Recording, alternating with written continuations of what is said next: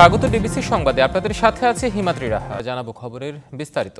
রাজধানীর ধানমন্ডির ৩২ নম্বরে শেখ মুজিবুর রহমানের বাড়িটি গুড়িয়ে দিয়েছে বিক্ষুব্ধ ছাত্র জনতা। বুধবার রাতে বাড়িটিতে প্রবেশ করে তারা। হাতুড়ি শাবল দিয়ে শুরুর পর এক পর্যায়ে নিয়ে আসা হয় ৩টি বুলডোজার ও এক্সকাভেটর। এ সময় উল্লাসে ফেটে পড়ে ছাত্র জনতা। স্বৈরাচার, ফ্যাসিবাদ ও আওয়ামী লীগ বিরোধী বিভিন্ন স্লোগান দেয় তারা। এছাড়াও রাতে শেখ হাসিনার বাড়ি সুধা সদনেও দেওয়া হয় আগুন। তাদের দাবি, ভবিষ্যতে কোনো ফ্যাসিবাদ যাতে মাথা চাড়া দিয়ে উঠতে না পারে, সেজন্যই এ কর্মযজ্ঞ। গণঅভ্যুত্থানের মুখে পালিয়ে ভারতে অবস্থান নেয়া আওয়ামী লীগ সভাপতি ও সাবেক প্রধানমন্ত্রী শেখ হাসিনার ভাষণ দেয়াকে কেন্দ্র করে সামাজিক যোগাযোগ মাধ্যমে মার্চ টু ধানমন্ডি ৩২, বুলডোজার মিছিলের মতো আরও কিছু কর্মসূচির ডাক দেয় ছাত্র জনতা। ঘোষণায় বুধবার রাত ৯টার কথা উল্লেখ থাকলেও রাত ৮টার দিকেই ধানমন্ডির ৩২ নম্বরের বাড়ির সামনে জড়ো হন বিক্ষুব্ধ ছাত্র জনতা। কিছুক্ষণ পর মূল গেট ভেঙে ভেতরে ঢুকে ভাঙচুর চালানো শুরু হয়। আগুনও ধরিয়ে দেয় বিক্ষুব্ধরা। বাংলাদেশে যতবার ফ্যাসিবাদের কিবলা তৈরি হবে, ততবার ফ্যাসিবাদের যতগুলো বিল্ডিং থাকবে, কিবলা থাকবে, প্রতিটা কিবলার ইট বাংলাদেশের মানুষ, বিপ্লবী ছাত্র জনতা খুলে নিয়ে আসবে। যখন ফ্যাসিবাদের কথা শুনছে যে আজকে ৩২ নম্বরের বাড়ি ভাঙচুর করা হবে, আজকে আমরা মেডিকেলে শুয়ে থাকতে পারি নাই। ১৬ বছরের পুঞ্জীবিত ক্ষোভ যেটা বাস্তবে রূপ নিচ্ছে। মধ্যরাতে ৩টি বুলডোজার দিয়ে ধানমন্ডি ৩২ নম্বরের বাড়িটি ভাঙার কাজে যুক্ত হয়, যা দিয়ে একে একে দেয়াল, পিলার সহ বাড়িটির প্রতিটি অংশ নিশ্চিহ্ন করা হয়।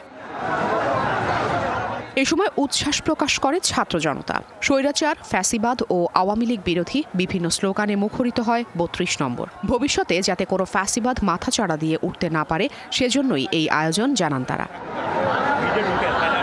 এছাড়াও বুধবার রাতে শেখ হাসিনার বাড়ি সুধা সদনেও দেয়া হয় আগুন। পুরো রাত পেরিয়ে ভোরের আলো ফুটতেই পুরো ধ্বংসস্তূপে পরিণত হয় বাড়ি দুটি। জুলাই গণঅভ্যুত্থানে শেখ হাসিনা সরকারের পতনের পরও গত ৫ই আগস্ট ধানমন্ডি ৩২ নম্বরের বাড়িতে হামলা, ভাঙচুর ও অগ্নিসংযোগ করে বিক্ষুব্ধ জনতা। এরপর থেকে বাড়িটি অনেকটা পরিত্যক্ত অবস্থায় ছিল। এর আগে সন্ধ্যায় বৈষম্য বিরোধী ছাত্র আন্দোলনের আহ্বায়ক হাসনাত আবদুল্লাহ এক ফেসবুক পোস্টে লিখেছিলেন, বাংলাদেশ ফ্যাসিবাদের তীর্থভূমি মুক্ত হবে। Afrin Anwar, DBC news, Dhaka. দর্শক, যেমনটি জানাচ্ছিলাম, ধানমন্ডি ৩২ নম্বরে শেখ মুজিবের বাড়িটি গুড়িয়ে দেওয়া হয়েছে এবং সেই সাথে ঢাকার বাইরেও নোয়াখালী কোম্পানিগঞ্জে ওবায়দুল কাদের বাড়িতেও সেখানে ভাঙচুরও আগুন দিয়েছে বৈষম্য বিরোধী ছাত্র জনতা। এই দুটি ঘটনা জানাতে সেখান থেকে আমাদের সহকর্মী ইকবাল অনিক এবং নোয়াখালী থেকে যুক্ত হবেন সহকর্মী আবুল হাসনাত বাবুল। এই মুহূর্তে আমরা শুরুতে যেতে চাই সহকর্মী ইকবাল অনিক, তিনি আছেন ধানমন্ডি ৩২ নম্বরে। ইকবাল, আপনি সকাল থেকেই সেখানে আছেন, এখন সেখানে সার্বিক অবস্থা কেমন দেখছেন? হিমাদ্রি, এই এখন কিন্তু ৩২ নম্বরের যে শেখ মুজিবুর রহমানের বাসভবনটি, সেটি কিন্তু গতকাল রাত ৮টার পর থেকে যে শিক্ষার্থী বা ছাত্র জনতার, বিপ্লবী ছাত্র জনতার যে ভাঙচুর কর্মসূচি, সেটি এখন পর্যন্ত কিন্তু চলমান রয়েছে। আমরা যদি একটু দেখাই যে ভবনটি ৩২ নম্বরের ভবনটি আছে, সেটিতে কিন্তু এখনও যে বিপ্লবী ছাত্র জনতা রয়েছে, তারা কিন্তু এই যে ভাঙচুরের কার্যক্রমটি পরিচালনা করছে। শুধু এই রাজধানীতে নয়, সারা বাংলাদেশেই কিন্তু তারা এই ফেসিবাদের যে দোসর রয়েছেন বা ফেসিবাদের যারা তত্ত্বাবধান করেছেন, তাদের যে বাসভবন বা অন্যান্য যে স্থাপনাগুলো রয়েছে, সেগুলোও তো কিন্তু ভাঙচুর চালানো হচ্ছে। তো এই মুহূর্তে আমরা যদি ৩২ নম্বরের বিষয়টি দেখাই, তো এখানে যে ছাত্র জনতার যে যারা এসেছেন, তারা কিন্তু এই জায়গাটিতে আছেন এবং তারা কিন্তু একটি দাবি বারবার করছেন যে বাংলাদেশে আর যাতে কোনো ফেসিবাদের জন্ম না হয় এবং যারা ফেসিবাদ ভবিষ্যতে করার চেষ্টা করবে, তাদেরকেও তারা এই যে ৫ই আগস্ট যে ক্ষমতাসীন যে শেখ হাসিনা দেশ থেকে পলাতক করে পালিয়ে গিয়েছেন, তাদেরও পরিণতি কি একই হবে। এবং তারা বলছেন যে বাংলাদেশ একটি স্বাধীন সার্বভৌমত্ব রাষ্ট্র, সেখানে জনমানুষের আশা আকাঙ্ক্ষার যেগুলো রয়েছে, সেগুলোর বাস্তবায়ন হবে। এবং এখন এখানে যারা যে বিপ্লবী ছাত্র জনতা রয়েছেন, তাদের সঙ্গে একটু কথা বলবো যে এই যে আজকে ৩২ নম্বর যে বাসভবনটি ফেসিবাদের যে জন্ম হয়েছিল যেখান থেকে, সেই বাসভবনটি ভেঙে ফেলা হলো। এখানে এখন আপনারা কি চাচ্ছেন, এখানে কি হলে আপনাদের ভালো হবে? ধন্যবাদ। আমি চাচ্ছি যে এই 5 আগস্ট আর হচ্ছে 5 ফেব্রুয়ারি এই দেশ জাতি যা দেখছে, আমি এখানে চাচ্ছি যে এইখান থেকে শিক্ষা নেওয়ার জন্য আমার সাধারণ নাগরিক হিসেবে আমি এতটুকু বলতে চাই যে এখান থেকে সামনে যারা আসবে তাদের শিক্ষা নেওয়া উচিত যে যদি কেউ এরকম ফেসিস্ট হয় তাদের পরিণতি এরকমই হবে। আর এখানে পার্সোনালি আমি বাংলাদেশের নাগরিক হিসেবে আমার চাওয়া হচ্ছে, আমি চাই যেমন আপনার মোহাম্মদ সাল্লাল্লাহু আলাইহি ওয়াসাল্লাম যার সূত্রতা ছিল সেটা টয়লেট বানানো হয়েছে আবু জাহেলের।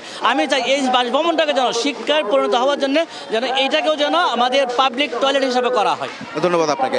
তো হিমাদ্রি, শুনছিলেন যে এখানে যে ছাত্র জনতা এসেছেন তাদের কিন্তু একটাই দাবি যে ভবিষ্যতে যারা রাষ্ট্র ক্ষমতায় আসবেন তারা যদি ফেসিবাদ কায়েমের চেষ্টা করেন তাহলে তাদেরও পরিণতি এরকম হবে। হিমাদ্রি, এই ছিল আমার কাছে 32 নম্বর থেকে সবশেষ অবস্থা। অনেক আপনাকে ধন্যবাদ আমাদের সাথে যুক্ত হওয়ার জন্য। এবার আমাদের সাথে নোয়াখালী থেকে যুক্ত হচ্ছেন সহকর্মী আবুল হাসনাত বাবুল। সেখানে তো আওয়ামী লীগের সাধারণ সম্পাদক ওবায়দুল কাদেরের নোয়াখালী যে কোম্পানিগঞ্জের বাড়ি আছে সেখানে হামলাও ভাঙচুর করা হয়েছে এবং আগুনও দেওয়া হয়েছে। এখন সেখানকার সার্বিক পরিস্থিতি কেমন দেখছেন? জি হিমাদ্রি, আপনি যেমনটি বলছেন, আজ দুপুর আনুমানিক 1টার দিকে ছাত্র জনতার একটি মিছিল কোম্পানিগঞ্জ বসিরহাট বাজার থেকে সাবেক সাধারণ সম্পাদক আওয়ামী লীগের ওবায়দুল কাদেরের বাড়ির দিকে এসে সেখানে বাড়িঘর ভাঙচুর করা হয় এবং এক পর্যায়ে বাড়িঘরে আগুন দিয়েছে আসবাবপত্র সহ অনেক কিছুতে। পাশাপাশি ওবায়দুল কাদেরের আরেক ছোট ভাই পাশেই তার বাড়ি, যে শাহাদাত হোসেন নামে, তার বাড়িতেও কিন্তু আগুন দেওয়া হয়েছে। তো এখানে আমরা স্থানীয় জনতার সাথে কথা বলেছি। জনতা যেটি জানিয়েছেন যে তৎকালীন সরকার, আওয়ামী লীগ সরকারের আমলে ওবায়দুল কাদেরের প্রভাব খাটিয়ে ওবায়দুল কাদেরের ভাই আব্দুল কাদের মির্জা যিনি রয়েছেন, যিনি এই গ্রামের বাড়িতেই বেশি বসবাস করেন, তিনি ওবায়দুল কাদেরের প্রভাব খাটিয়ে এলাকাতে অনেক জুলুম নির্যাতন করেছেন, অনেক মানুষকে মিথ্যে হামলা দিয়ে হয়রানি করেছেন, যার প্রতিবাদে এই দেশে, বাংলাদেশে যাতে কোনো দোসর যেন মাথা উঁচু করে দাঁড়াতে না পারে সেরকম চিন্তা চেতনা থেকে কিন্তু ছাত্র জনতা আজকে এই আন্দোলন মুখর হয়ে একত্রিত হয়ে এই ধরনের আওয়ামী লীগের দোসরদের বাড়িঘরে হামলা এবং ভাঙচুর চালিয়ে তারা প্রমাণ করে দিতে চায় যে কোনো আওয়ামী লীগের দোসর যেন আর মাথা উঁচু করে বাংলার মাটিতে দাঁড়াতে না পারে। এমনটি তারা দাবি করেছেন। তারা দাবি করেছেন যে এরকম করে যতজনই কিন্তু আওয়ামী লীগের দোসর মানুষের উপর জুলুম নির্যাতন করেছেন, পর্যায়ক্রমে তারা প্রত্যেককেই এভাবে জাতির সামনে জাতির মুখোমুখি করবেন, বিচারের মুখোমুখি করবেন, এমনটি তারা জানিয়েছেন। এবং তাদের এই আন্দোলন, তাদের এই যে ছাত্র জনতার যে আন্দোলন শুরু হয়েছে সেটি অব্যাহত থাকবে বলেও ছাত্র জনতা যারা আজকে। বাবুল, আপনাকে ধন্যবাদ আমাদের সাথে যুক্ত হওয়ার জন্য। অনেক আপনাকেও ধন্যবাদ। সরকারি প্রাথমিক বিদ্যালয়ের সহকারী শিক্ষক পদে ঢাকা ও চট্টগ্রাম বিভাগে উত্তীর্ণ 6,531 জন প্রার্থীকে নিয়োগপত্র দেওয়ার সরকারি সিদ্ধান্ত বাতিল করে দিয়েছে হাইকোর্ট। বৃহস্পতিবার বিচারপতি ফাতেমা নজিব ও বিচারপতি শিকদার মাহমুদুর রাজির হাইকোর্ট বেঞ্চ এ রায় দেন। একই সঙ্গে মেধার ভিত্তিতে পুনরায় নিয়োগ দিতে নির্দেশ দিয়েছে আদালত। এর আগে গত 19 নভেম্বর সরকারি প্রাথমিক বিদ্যালয়ের সহকারী শিক্ষক পদে তৃতীয় ধাপে 6,531 জনের নিয়োগপত্র প্রদানের সিদ্ধান্ত স্থগিত করে হাইকোর্ট। কোটা পদ্ধতি অনুসরণ করে তাদের নিয়োগ দেয়ায় আদালত এই আদেশ দেয়। এদিকে এই রায়ের প্রতিবাদে সচিবালয় ঘেরাও করে বিক্ষোভ করেন শিক্ষকরা। পরে পুলিশ তাদের সরিয়ে দেয়। রাজধানীর ধানমন্ডি 32 নম্বরে শেখ মুজিবুর রহমানের বাড়িতে অগ্নিসংযোগ ও ভাঙচুরের ঘটনা নিয়ে সংবাদ প্রকাশ করেছে বিভিন্ন আন্তর্জাতিক গণমাধ্যম। যুক্তরাজ্য ভিত্তিক সংবাদ মাধ্যম বিবিসিতে আজ বৃহস্পতিবার সকালে প্রকাশিত সংবাদের শিরোনাম ছিল বাংলাদেশের সাবেক প্রধানমন্ত্রীর পারিবারিক বাড়িতে প্রতিবাদকারীদের আগুন। ব্রিটিশ বার্তা সংস্থা রয়টার্সের শিরোনাম বাংলাদেশের বিতাড়িত প্রধানমন্ত্রী শেখ হাসিনার বাবার বাড়িতে আগুন দিচ্ছে বিক্ষোভকারীরা। বাংলাদেশে বিক্ষোভকারীদের হাসিনার বাবার বাড়ি ভাঙার চেষ্টা শিরোনামে প্রতিবেদন প্রকাশ করে ফরাসি বার্তা সংস্থা এএফপি। ব্রিটিশ প্রভাবশালী পত্রিকা দ্য গার্ডিয়ান বার্তা সংস্থা এপির বরাতে একটি প্রতিবেদনও প্রকাশ করেছে। ঢাকা মহানগরীতে আজ থেকে চালু হলো কাউন্টার ও টিকিটিং পদ্ধতিতে বাস সার্ভিস। প্রথম অবস্থায় গাজীপুর ঢাকা সড়কের বিভিন্ন রুটে 21টি কোম্পানির 2610টি বাস চলবে, আর সবগুলো বাসের রং হবে গোলাপি। বৃহস্পতিবার সকালে ডিএমপি কমিশনার সাজ্জাদ আলী এই কার্যক্রমের উদ্বোধন করেন। এ সময় তিনি বলেন, নিয়মনীতির তোয়াক্কা না করে এতদিন ঢাকা শহরে বাস, মিনিবাস চুক্তিতে যাত্রী পরিবহন করেছে। এতে গাড়ি চলাচলে অসম প্রতিযোগিতার সৃষ্টি হয়। যত্রতত্র যাত্রী ওঠানামার কারণে সড়কে যানজট ও বিশৃঙ্খলা সৃষ্টি এবং দুর্ঘটনা ঘটছে। ডিএমপি কমিশনার বলেন, এখন থেকে যাত্রীদের নির্দিষ্ট কাউন্টার থেকে টিকিট সংগ্রহ করে যাতায়াত করতে হবে। যুক্তরাষ্ট্রের পর এবার বিশ্ব স্বাস্থ্য সংস্থা WHO-র সদস্যপদ প্রত্যাহারের ঘোষণা দিয়েছে আর্জেন্টিনা। স্থানীয় সময় বুধবার এই তথ্য জানান দেশটির প্রেসিডেন্ট হাভিয়ার মিলের মুখপাত্র ম্যানুয়েল অ্যাদোর্নি।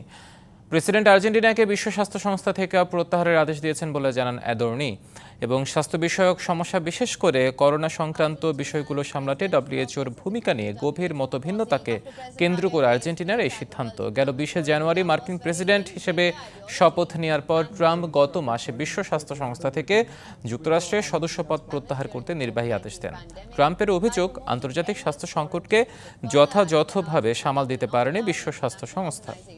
যুক্তরাষ্ট্রের জন্মসূত্রে নাগরিকত্ব বাতিলে প্রেসিডেন্ট ডোনাল্ড ট্রাম্পের নির্বাহী আদেশ আটকে দিয়েছে আদালত। স্থানীয় সময় বুধবার ডিস্ট্রিক্ট আদালতের বিচারক দেবোরাহ বোর্ডম্যান রুল জারি করে প্রেসিডেন্টের আদেশের উপর প্রাথমিক স্থগিতাদেশ দিয়েছেন।